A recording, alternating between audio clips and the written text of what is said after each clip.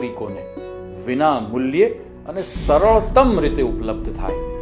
અત્યારે ડૉક્ટર બાબા સાહેબ આંબેડકર મુક્ત વિશ્વવિદ્યાલયની વેબસાઇટ પર open matrix knowledge advancement resource Omkar અંતર્ગત આપણે આપણા વિશ્વવિદ્યાલય દ્વારા ઉપલબ્ધ કરાવવામાં આવતા તમામ અભ્યાસક્રમોની અભ્યાસ સામગ્રી સ્ટડી મટીરિયલ ઈ ટેક્સ્ટ ફોર્મમાં કોઈ પણ પ્રકારના બંધન વગર ઓપન એક્સેસમાં ઉપલબ્ધ કરાવી છે. મને પ્રસન્નતા છે કે કેવળ ગુજરાતમાં જ નહીં પણ સમગ્ર દેશમાં ડૉક્ટર બાબા સાહેબ આંબેડકર મુક્ત વિશ્વવિદ્યાલય સ્ટેટ ફંડેડ એકમાત્ર ઓપન યુનિવર્સિટી છે જેણે ઓમકારનો આ સુફળ પ્રયોગ હાથ ધર્યો છે. સ્વાધ્યાયઃ પરમં તપઃ.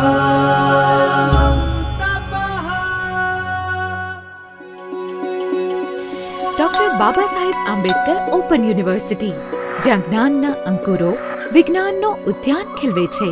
આજે જ લોગ ઓન કરો www.baou.edu.in. Doctor Baba Saheb Ambedkar open university. સ્વાધ્યાયઃ પરમં તપઃ.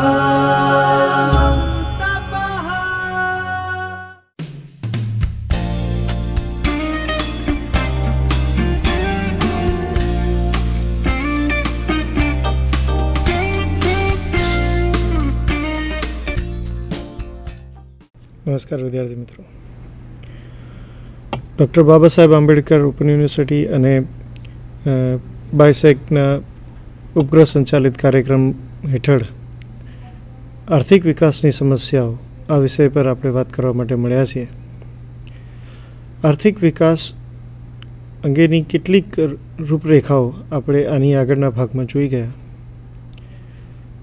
આર્થિક વિકાસ એ દરેક દેશ માટે જરૂરી બાબત બને છે અને એ આર્થિક વિકાસને હાંસલ કરવા માટેના જે ઉત્તરોત્તર પાસાઓ છે, એટલે કે જે અનુક્રમે પાસાઓ છે, તે પાસાઓ પર હવે આપણે વિચાર કરીશું. એ પાસાઓમાં ખાસ કરીને આપણે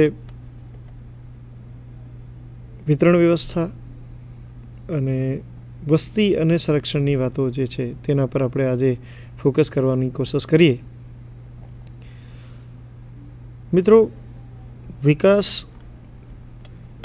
એ માત્ર શબ્દ નથી, વિકાસ એ અનુભૂતિ છે.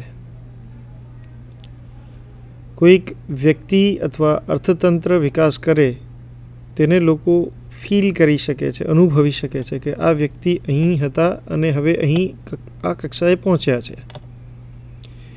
એનો મતલબ એમ થયો કે તમે એમ કહી શકો કે માત્ર એ દ્રશ્ય નહીં, અદૃશ્ય પ્રકારની પણ વસ્તુ છે.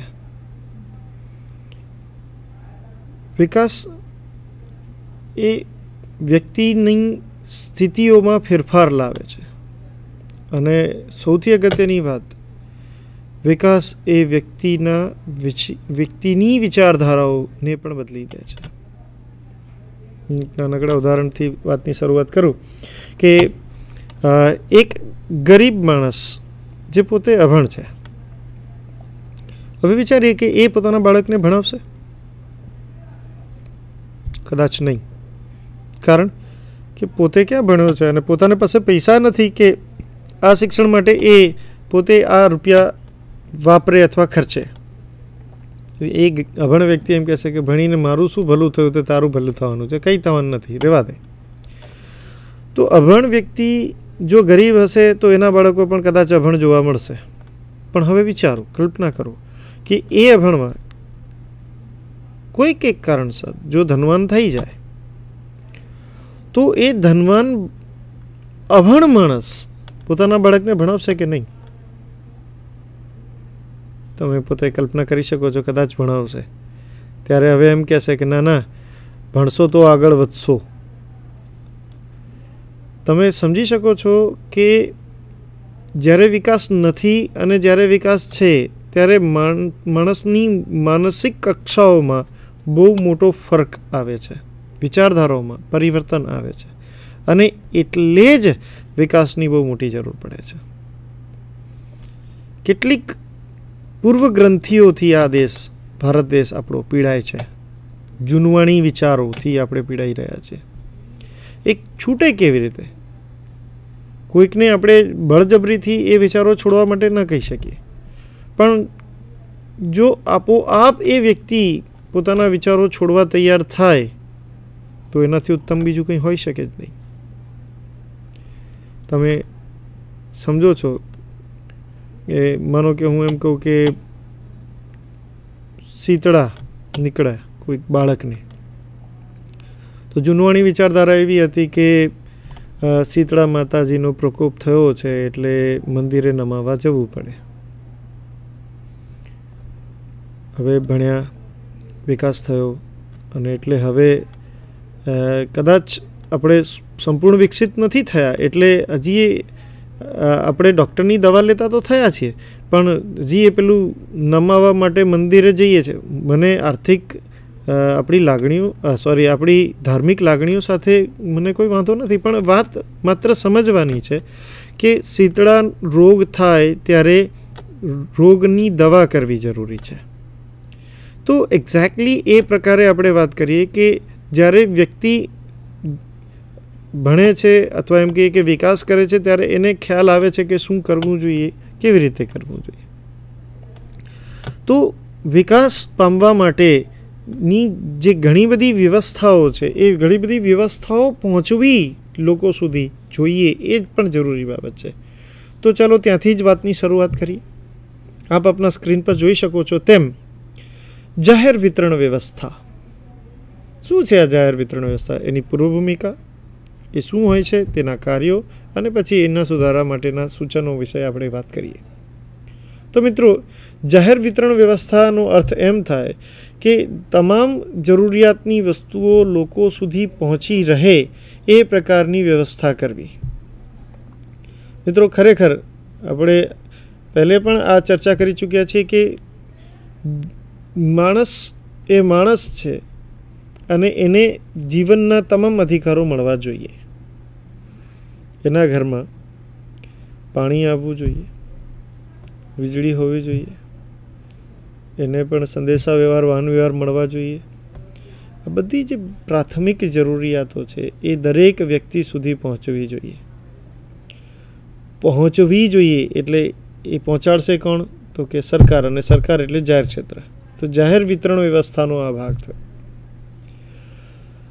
ભૂતકાળમાં આપણે ત્યાં આ પરિસ્થિતિઓ પ્રતિકૂળ એટલે કે ખરાબ હતી. તમે કદાચ તમારા વડીલોને પૂછો, તમારા પિતાશ્રીને કે તમારા દાદાજીને, તો કદાચ તમને કહેશે કે જ્યારે ભારત આઝાદ થયો ત્યારે લોકોના ઘેર ટ્રાન્ઝિસ્ટર રેડિયો પણ નહોતા, ટીવી તો હતું જ નહીં, અને એ વખતમાં એવી ચેનલ્સ પણ નહોતી, રેડિયો ચેનલ્સ. જેમ કે અત્યારે તમે રેડિયો સાંભળો છો તો એવી ચેનલ્સ એ આજના યુગમાં આ રેડિયોનો નવો અવતાર છે, બીજો અવતાર છે, એ ભૂતકાળમાં નહોતો. FM સિરીઝની હું વાત કરું છું.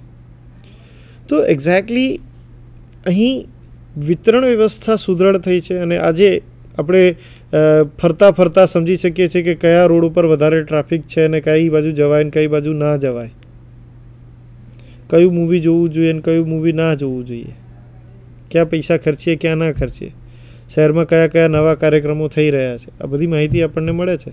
કેમ? કારણ કે વિતરણ વ્યવસ્થા સારી છે. જો વિતરણ વ્યવસ્થા બરાબર ના હોય તો વ્યક્તિ એક સમાજથી કપાયેલો અથવા અછૂટો રહેલો એ રહી જાય છે, અને એટલે એવા વ્યક્તિનો વિકાસ એ શક્ય ના બને. તો વિકાસ જો એ વ્યક્તિનો કરવો હોય તો એને આ તમામ વસ્તુઓ જે એની જરૂરિયાતનો ભાગ છે એ એના સુધી પહોંચવી એ ખૂબ જરૂરી છે. હવે આ વસ્તુઓ પહોંચતી તો આપણે કરી દઈએ, પણ કેવી હોવી જોઈએ? તો કે એવી હોવી જોઈએ જે એની જરૂરિયાત સંતોષે. એટલે કે આપણે ત્યાં વીજળીનું કનેક્શન તો આવી ગયું, પણ દિવસમાં 10 કલાક તો વીજળી આવતી જ નથી, તો શું કરીએ? તો એવી સગવડની આપણને જરૂર નથી. આપણને તો સુદૃઢ એટલે કે વ્યવસ્થિત સગવડ જોઈએ છે. ગામડામાં ખેડૂતો જે આપણા ખેતીનું કાર્ય કરે છે એમને બોલિવૂડના ગીતો સંભળાવીએ, સારું છે, એમને પણ મનોરંજન મળવું જોઈએ, એની ના નથી, પણ એની સાથે સાથે એમના ગુણવત્તાસભર કાર્યક્રમો, એમની જે ખેતી અંતર્ગત સમસ્યાઓ છે એનું નિરાકરણ સાથે મળે તો એ જરૂરી બાબત છે. તો એક્ઝેક્ટલી જે વ્યક્તિની જરૂરિયાત છે એ વ્યક્તિની જરૂરિયાત સમજવી જોઈએ, એને શું પીરસવા યોગ્ય છે, શું પીરસવા યોગ્ય નથી, આ બાબતો બહુ જરૂરી બાબત છે. તો એક્ઝેક્ટલી એ રીતે આપણે જાહેર વિતરણ વ્યવસ્થાને મજબૂત બનાવવી પડે અને જેવી રીતે આ મજબૂત બનતી જશે તેવી રીતે આપણે વધારે ને વધારે વિકાસ તરફ આગળ વધતા જઈશું. ટૂંકમાં હું એમ કહું તો આને આપણે આંતરમાળખું પણ કહીએ છીએ. ઇંગ્લિશમાં જેના માટે શબ્દ કદાચ તમે સાંભળ્યો હશે, ઇન્ફ્રાસ્ટ્રક્ચર. આ ઇન્ફ્રાસ્ટ્રક્ચરની બાબતો છે. અને ઘણી વખત એવું કહેવામાં આવે છે કે તમારે પ્લેન ઉડાવવું છે પણ જો તમારી પાસે એરપોર્ટ જ ના હોય તો? એ કંઈ રોકેટ નથી કે સીધે સીધું તમે 90 ડિગ્રી પર સીધું ઊંચું આકાશમાં મોકલી દેશો, એવું તો કંઈ થવાનું નથી. એના માટે તમારે એરપોર્ટ બનાવવો પડશે, રનવે બનાવવો પડશે, એ બધું હશે તો તમે એરપોર્ટ પર તમે પ્લેન ઉડાડવાની શક્યતાઓ તપાસી શકશો. તો પ્રથમ જરૂરિયાત આ વિષયની છે. એટલે સુદૃઢ તો પરફેક્ટ માળખું તૈયાર કરવું એ બહુ જરૂરી છે. અને જ્યારે માળખું તૈયાર થાય ત્યાર પછી આપણે એનો લાભ લઈને ઊંચી કક્ષાએ જઈ શકીએ તેમ છીએ. કલ્પના કરીએ આપણે આજે એમ કહી શકાય કે લગભગ દરેક વ્યક્તિના હાથમાં મોબાઈલ પહોંચી શક્યા છે. તો એનાથી શું થયું? આ સંદેશા વ્યવહારની ક્રાંતિના રૂપમાં ભારતમાં લેખાઈ રહ્યું છે, તો એનાથી શું ફાયદો થયો? મિત્રો, એક વ્યક્તિ માનો કે કોઈક જગ્યાએ નોકરી કરે છે અને એનો માલિક લગભગ 15 કિલોમીટર દૂર રહે છે. એ વ્યક્તિને માલિકની જરૂર પડી છે અને માલિક એ કદાચ કામના સ્થળે અવેલેબલ નથી. તો અગર એની પાસે ટેલિફોન કે કોઈ સંદેશા વ્યવહાર નહીં હોય તો એ માણસ બિચારો સાયકલ જેવી વસ્તુ લઈને ગરમીમાં કે વરસાદમાં કે ઠંડીમાં બિચારો હેરાન પરેશાન થતો માલિકના ઘર સુધી પહોંચે અને માલિકના ઘરે ખબર પડે કે માલિક તો ઘરે છે જ નહીં વાસ્તવમાં, અને પાછો બિચારો એ જ રીતે હેરાન થતો પાછો આવે. કેટલી બધી શક્તિ બગાડે, સમય બગાડે અને પોતે હેરાન થાય. તો આના કરતાં જો આ ટેલિફોનિક ક્રાંતિ જે છે થઈ છે એનાથી બહુ તો એનો 1 રૂપિયો ખર્ચાય અને એને જો ખબર પડી જાય કે માલિક ઘરે છે કે નહીં, મારે એમને મળવા જવાય કે નહીં, એ ખબર પડી જાય તો માણસ પોતાની કેટલી બધી શક્તિઓ બચાવી શકે, પોતાના સમયને બચાવી શકે, પોતાના નાણાંને બચાવી શકે. કારણ કે પોતે આ શક્તિ બીજી જગ્યાએ વાપરશે તો એનાથી એને નાણાં મળવાના છે. તો આ રીતે આ જાહેર વિતરણ વ્યવસ્થા એ આપણને એક સ્ટેપ ઉપર લઈ જાય છે.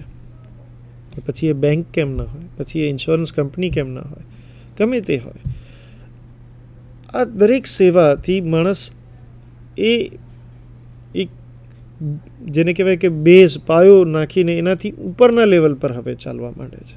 તો એટલા માટે આપણે એમ કહીએ છીએ કે જાહેર વિતરણ વ્યવસ્થા તો સુદૃઢ હોવી જ જોઈએ. ઘણા ખરા ક્ષેત્રોમાં આપણે ત્યાં આવી સેવાઓ સુદૃઢ નથી એવું પણ જોવામાં આવે છે.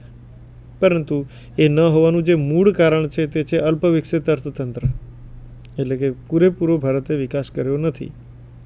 તો સ્પષ્ટ છે કે જે ક્ષેત્રોનો વિકાસ થઈ ગયો એ તરફથી હવે ધ્યાન થોડું હટાવીને ભારતે જે ક્ષેત્રો વિકસિત નથી બન્યા એ ક્ષેત્રો ઉપર ધ્યાન લગાવવું જરૂરી છે. જેને કારણે તમામ બાબતો પર આપણે સમાન મહત્ત્વ રહે અથવા સમાન જેને આપણે ન્યાય આપી શકીએ અને જેને કારણે આપણો વિકાસ પણ સમાન રીતે થઈ શકે. તો એટલા માટે જાહેર વિતરણ વ્યવસ્થા એ સુદૃઢ હોવી ખૂબ જરૂરી છે. ચાલો મિત્રો આગળ વધીએ. આપ જોઈ શકો છો તેમ બહુસ્તરીય આયોજન અને તેના કેટલાક તબક્કાઓ છે. આયોજન એક બહુસ્તરીય બાબત છે. બહુસ્તરીય એટલે કે ઘણા સ્તર એમાં છે. જેમાં આપણે આપણા સ્ક્રીન પર જોઈ શકો છો 4 સ્તર આપણે બતાવી રહ્યા છીએ. આયોજન પૂર્વે, પછી આયોજનનો તબક્કો, અમલીકરણનો તબક્કો અને નિરીક્ષણ અને મૂલ્યાંકનનો તબક્કો. આ 4 તબક્કા થકી આયોજન ચાલે છે. એટલે શું? તો તો ચલો વિચારીએ. નંબર 1, આયોજન પૂર્વેનો તબક્કો. પૂર્વે એટલે પહેલાં, આયોજન પહેલાંનો તબક્કો. વાસ્તવમાં શેની જરૂર છે? તમારા વિસ્તારમાં રોડની જરૂર છે કે સ્વિમિંગ પુલની જરૂર છે? આપ આપોઆપ સમજી શકો છો કે શેની જરૂર છે. તો જે જરૂરિયાત છે એ જરૂરિયાતોને સમજવી અને એ પ્રકારે આયોજનનો નિર્ણય લેવો એ આયોજન પૂર્વેની બાબત છે. શું આપણે ત્યાં નથી એ જાણવું બહુ જરૂરી છે, કેમ કે એ જાણ્યા બાદ જ આપણે કોઈક પ્રકારના નિર્ણય પર આવી શકીએ કે મારે કંઈક આવું કરવું છે અને હવે એના માટે શું થઈ શકે, તો એના પછી તબક્કા નંબર 2, 3, 4 આગળ વધે. તો આપણે આયોજન પૂર્વે અર્થતંત્રની જરૂરિયાતો વિશે આપણે માહિતગાર થવાની બાબત છે. નિર્ણયો કયા લેવા એ બાબતો પર એકમત થવાની જરૂર બને છે. તબક્કા નંબર 2 એટલે કે આયોજનનો તબક્કો. આયોજન એટલે શું? તો જેની વાત આપણે આગળ પણ કરી ગયા કે આયોજન એટલે આપણો લક્ષ્યાંક જે હોય તે લક્ષ્યાંક સુધી પહોંચવા માટેના પગલાઓની પદ્ધતિસરની ગોઠવણી કરવી. પદ્ધતિસરની ગોઠવણી કે પહેલાં શું કરીશું, પછી શું થશે, પછી શું થશે, પછી શું થશે. એક વ્યક્તિ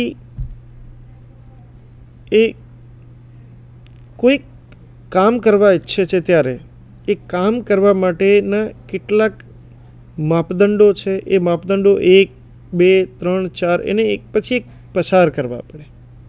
એ સીધા જ જેમ કહીએ કે પહાડની તળેટી પરથી કૂદકો મારીને પહાડની ટોચ ઉપર પહોંચી જાય, કદાચ એ શક્ય નથી. તો એટલા માટે આયોજન પદ્ધતિસરનું કરવું જોઈએ કે મારે પહાડ ચડવો છે તો મારે શું શું જરૂરી બાબતો છે, મારે કઈ કઈ કઠિનાઈઓનો સામનો કરવો પડશે અને કઈ કઈ બાબતોથી સાવધ રહેવાનું છે અને પરિસ્થિતિઓનો સામનો કરતાં કરતાં હું કેવી રીતે મારું લક્ષ્યાંક પ્રાપ્ત કરીશ. તો આ રીતે આ આયોજન એ તબક્કા નંબર 2 બને છે. પહેલાં નિર્ણય લીધો કે મારે કંઈક કામ કરવું છે, કે મારે પહાડ ચડવો છે, તો પહાડ ચડવો છે તો એ નિર્ણય લેવો એ પૂર્વેની બાબત થઈ. અને ત્યારબાદ એ પહાડ ચડવા માટેનું આયોજન કેવી રીતે હું શું કરીશ એ તબક્કા નંબર 2ની વાત છે. નંબર 3 પર આપ જોઈ શકો છો અમલીકરણનો તબક્કો. અમલીકરણ એટલે હવે જે વિચાર્યું છે એને હવે અમલમાં મૂકવાની વાત છે. મિત્રો, માત્ર વિચારવાથી કામ થતું નથી એ તો આપ જાણો છો. એનો મતલબ એમ થયો કે માણસ એ વિચાર કર્યા બાદ ક્યાંકથી શરૂઆત કરવી એ જરૂરી બને છે. તો અમલમાં મૂકવું, જે વિચાર્યું છે એને અમલમાં મૂકવું, તો ક્યાંક શરૂઆત થશે તો ક્યાંક એ શરૂઆત પછી અંતનો સમય પણ તમને જોવા મળશે. અને એટલા માટે તબક્કા નંબર 3 એટલે વિચારેલી વાતો ઉપર કામ કરવાની વાત, અમલીકરણ. તો આ રીતે અમલની પરિસ્થિતિ એ તબક્કા નંબર 3માં આવે છે. તબક્કા નંબર 4 એટલે નિરીક્ષણ અને મૂલ્યાંકનનો તબક્કો. મિત્રો, નિરીક્ષણ એટલે પોતે જે કામ કર્યું એ કેવું કર્યું. મૂલ્યાંકન પણ કહી શકો તમે આને. કેટલું કર્યું, કેવું કર્યું, આ બાબતો ચકાસતી રહેવી પડે, કારણ કે તો ને તો જ આપણે કરેલા કામમાં આપણે સુધારો લાવી શકીએ અથવા ભૂતકાળની ભૂલોનું પુનરાવર્તન તો જ ન થાય. તો ભૂતકાળના અનુભવો પરથી શીખવાનું અને પોતાને વધારે સારા, સુદૃઢ અથવા ઊંચી કક્ષાના બનાવવા માટે આપણે આ નિરીક્ષણ અને મૂલ્યાંકનના તબક્કામાંથી પસાર થવું જરૂરી છે. જેને કારણે બીજી વખત જો કોઈક નવું આયોજન લઈએ તો ફરીથી એ ભૂલોનું પુનરાવર્તન ન થાય. તો આમ આયોજન આ 4 તબક્કામાંથી પસાર થાય. આયોજન પહેલાંની તૈયારી, આયોજનની તૈયારી, આયોજન જે કર્યું છે એને અમલમાં મૂકવો અને અમલમાં મૂક્યા બાદ એ કેવો અમલમાં મૂકાયો એ બાબત. આમ 4 તબક્કામાં આયોજન થાય છે અને સરવાળે આપણે નિશ્ચિત લક્ષ્યાંક પર પહોંચવા માટેની આપણે વાતો મૂકીએ છીએ. મિત્રો, હવે વાત કરીએ વસ્તી અને વિકાસની. મિત્રો આ એક બહુ મોટો વિશાળ મુદ્દો છે. ચલો શરૂઆત આ રીતે જ કરીએ કે વસ્તી અને વિકાસ વચ્ચેનો સંબંધ કેવો છે. તમારા સ્ક્રીન પર 3 મુદ્દાઓ તમે જોઈ શકો છો. નંબર 1, વિકાસનો આધાર વસ્તી પર રહેલો છે. નંબર 2, વસ્તીનો આધાર વિકાસ પર રહેલો છે. નંબર 3, વસ્તી અને વિકાસ બંને એકબીજા પર અસર કરે છે. વાસ્તવમાં ત્રણેય બાબતો એકદમ સાચી છે મિત્રો. વિકાસનો આધાર વસ્તી પર રહેલો છે. કોઈ પણ અર્થતંત્રનો વિકાસ કેટલો થશે એનો આધાર એ વસ્તી પર છે. વસ્તી જો ખૂબ અલ્પ પ્રમાણમાં હશે અથવા ખૂબ વધુ પ્રમાણમાં હશે તો વિકાસ એ પ્રમાણમાં ઓછો થશે. કેવી રીતે નક્કી થાય? તો વાત એવી છે કે દરેક દેશ પાસે પોતાની એક, જેને આપણે કહીશું કે તાકાત છે અથવા પોતાની એક વ્યવસ્થાનું માળખું છે. એ વ્યવસ્થાનું માળખું એ અમુક પ્રકારની, અમુક લેવલની વસ્તીનો બોજ સહન કરી શકે છે. તો એનાથી વધારે જો તમે વસ્તીનું ભારણ મૂકી દો તો કદાચ એ વિકાસને વધવા નહીં દે. ટૂંકમાં ઉદાહરણ આપું કે એક કુટુંબ છે, આ કુટુંબમાં એક વ્યક્તિ કમાય છે અને એવા કુટુંબમાં આ વ્યક્તિની આવક પર માનો કે 4 વ્યક્તિઓ નભી શકે એમ છે. પણ જો કોઈક ભૂલને કારણે આ કુટુંબમાં 4ની જગ્યાએ 15 વ્યક્તિઓનું કુટુંબ બને તો શું દરેકને વિકાસ જોવા મળશે? નહીં, કારણ અતિશયોક્તિ થઈ ગઈ. વસ્તી જરૂરિયાત કરતાં વધુ છે અને એને કારણે વિકાસ પર માઠી અસર આવે છે.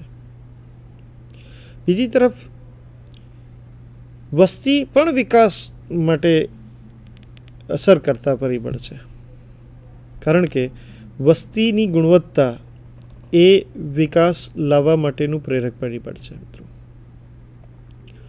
વસ્તી કેવી છે? શિક્ષિત છે, અશિક્ષિત છે, ટેકનોલોજીકલ છે, કેવા પ્રકારની છે? વસ્તીનું બંધારણ, વસ્તીનું વય જૂથ એ પણ વિકાસને અસર કરતા પરિબળ છે. હાલના સમયમાં આપણે જોઈ રહ્યા છીએ કે ભારતનો વિકાસ થોડો ઝડપી બન્યો છે. કેમ એમ થયું? તો એ ભારતમાં વસ્તી તો વધારે જ છે અને વસ્તીની વાસ્તવમાં તો નેગેટિવ અસર, નકારાત્મક બાબત એ આપણા વિકાસ પર પડે છે. પણ એક બીજી બાબત પણ છે જેને કારણે આપણને અત્યારે કંઈક સારું જોવા મળી રહ્યું છે. અને શું છે તે? તો કે ભારતની વસ્તીમાં હાલ 60% યુવાનો છે. અને જો યુવાનોની સંખ્યા વધારે હોય તો તમે સમજી શકો છો કે વિકાસ ઝડપથી થાય. અને વર્તમાનમાં ભારત એ ઝડપથી વિકાસ કરવા લાગ્યો છે એનું એક મોટું કારણ આ પણ છે. તો વિકાસ પર વસ્તીની અસર પડી, એવી રીતે વસ્તીની પણ વિકાસ પર અસર પડી, કારણ કે બંને પરસ્પર એકબીજા સાથે અભિન્ન રીતે જોડાયેલા છે. અને એટલે જ મુદ્દા નંબર 3માં આપણે એમ કહીએ છીએ કે વસ્તીની વિકાસ પર ને વિકાસની વસ્તી પર બંને પણ એકબીજા પર અસર. અને હકીકતમાં આવું જ થાય છે. એક સાધારણ હું બાબત તમારી સામે મૂકું જેને કારણે તમે મારી વાતને કદાચ બહુ સારી રીતે સમજી શકો. કોઈ એક દેશમાં બધા જ વ્યક્તિઓ સારા હોય એવું થઈ શકે? નહીં. ક્યાંક સજ્જનતા છે તો ક્યાંક, નથી બોલવું પણ શબ્દો તમે સમજો છો કે ક્યાંક દુર્જનો પણ હોય છે. પણ એવું કઈ દેશ હોય જ્યાં બધા દુર્જનો જ હોય? એવું નથી હોતું.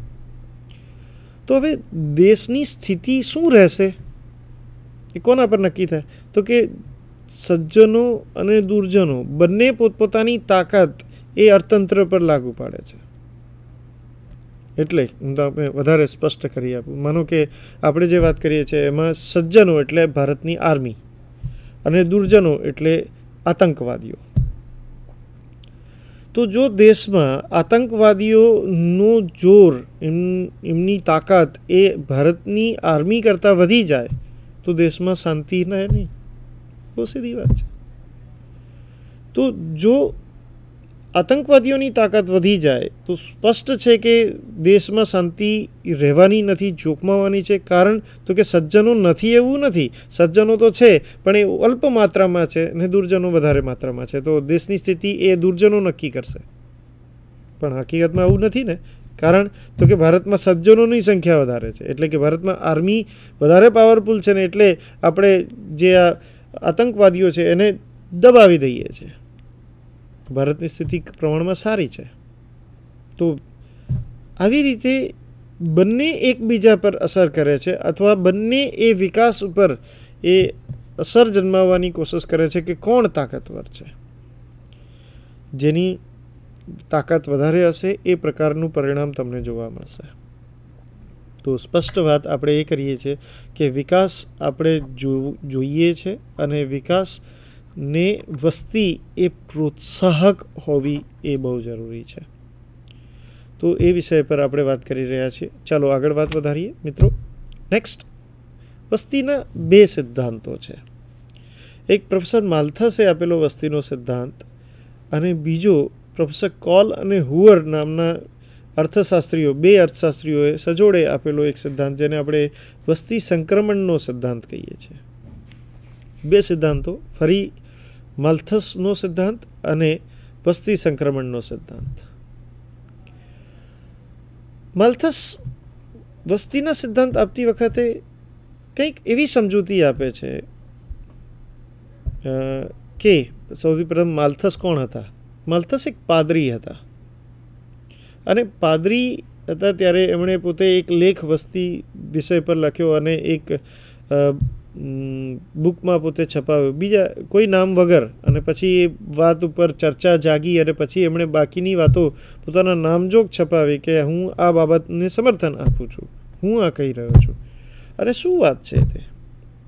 પ્રોફેસર માલ્થસ એમ કહે છે કે વાસ્તવમાં જગતમાં વસ્તી ગુણોત્તરના ક્રમાંકમાં વધે છે. એટલે 2 ની 4, 4 ની 8, 8 થી 16, 16 થી 32, 64, 128 એમ ડબલ બેના ગુણાંકનમાં વધી રહી છે, ગુણાંકમાં ચાલે છે. તો એની સામે એમણે બીજી વાત એ મૂકી કે વાસ્તવમાં એની સામે આપણો અનાજ કે આપણી આવક, આ જે બાબતો છે એ પણ વધે છે, કેમ કે વસ્તી વધવાની છે તો ઉત્પાદન વધવાનું છે, આવક વધવાની છે. પણ પરિસ્થિતિ થોડીક જુદી છે અને એ છે કે આવક, અનાજ આ બધું વધશે પણ એ સરવાળાની રીતે વધશે. એટલે કે 2 + 2 4 + 2 6 + 2 8 + 2 10 આ રીતે ચાલશે. એટલે અહીં જે વધવાની ગતિ છે એ પ્રમાણમાં મંદ લાગે છે, સરવાળાની રીતે વધે છે, એરિથમેટિક રીત. જ્યારે ગુણાકારમાં 2 ના 4, 4 ના 8, 8 ના 16 તમે સમજી શકો છો કે ઝડપ બહુ વધારે છે. એટલે પ્રોફેસર માલ્થસ એમ કહે છે કે સરવાળે અર્થતંત્રમાં એ પોતે વૈશ્વિક અર્થતંત્રની વાત કરે છે કે વૈશ્વિક અર્થતંત્રમાં વસ્તી એટલી બધી વધી જશે કે લોકોને ખાવા માટે ખોરાક નહીં મળે. અને ખાવા માટે ખોરાક નહીં મળે તો શું થશે? તો કે ખોરાક નહીં મળે એટલે લોકો ભૂખમરાથી મરશે અને ભૂખમરાથી મરશે એટલે ફરી વસ્તી આપોઆપ એ કાબૂમાં આવી જશે. વાસ્તવમાં એ એમની કલ્પના છે, એમણે વિચાર કર્યો છે કે આવું બની શકે છે. વસ્તી બહુ ઝડપથી વધે છે. જ્યારે અનાજ અને બાકીની જરૂરિયાતની વસ્તુઓ છે એ વધે તો છે પણ એની વધવાની ક્ષમતા અથવા એની ગતિ જે છે તે પ્રમાણમાં મંદ છે. મિત્રો, આ બાબત દ્વારા એ એમ સમજાવે છે કે વસ્તી વધવાની જ અને પ્રમાણમાં વસ્તી વધશે તો વિકાસ નિર્મૂળ થવાનો અથવા મંદ રહેવાનો અને એને કારણે સરવાળે અસમાનતા, ભૂખમરો આ પરિસ્થિતિઓ જગમાં જોવા મળવાની જ છે એ એમનું અંતનું તારણ છે. હવે આ બાબતો કેટલીક રીતે સમર્થન પણ પામ્યો છે અને એટલે જ આપણે એને માલ્થસનો વસ્તીનો સિદ્ધાંત પણ કહીએ છીએ. પણ એમાં કેટલીક ત્રુટીઓ પણ છે. ત્રુટીઓમાં વાત કરીએ તો નંબર 1 એમ કહી શકાય કે માલ્થસજીએ જે વાતો કરી એ વિશ્વમાં આવું ક્યાંય જોવા મળ્યું નથી કે વસ્તી આમ 2ની 4, 4ની 8 ગણી, 8ની 16 ગણી, એમ 2 ગણી વધતી જ જતી જતી, એવું ક્યાંય જોવા મળ્યું નથી. એટલે કે ઐતિહાસિક રીતે આ બાબતને સમર્થન મળતું નથી. નંબર 2,